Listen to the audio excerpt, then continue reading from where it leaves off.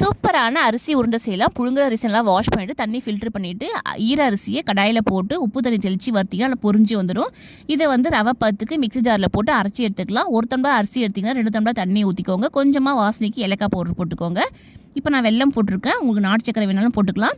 இதெல்லாம் கரைஞ்சி ஒரு கம்பி பதம் வந்துச்சுன்னா அப்படியே இறக்கி வச்சுட்டு இப்போ கடாயில் வந்து தேங்காய் துருக்கி வச்சுருக்கீங்களா அதை வந்து வறுத்து எடுத்துக்கோங்க. வறுத்தா தான் வாசனையாக இருக்கும்.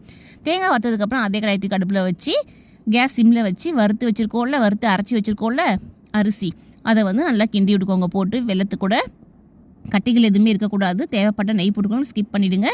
வறுத்து வச்ச தேங்காயும் அதையும் போட்டு நல்லாத்தையும் மிக்ஸ் பண்ணிக்கோங்க.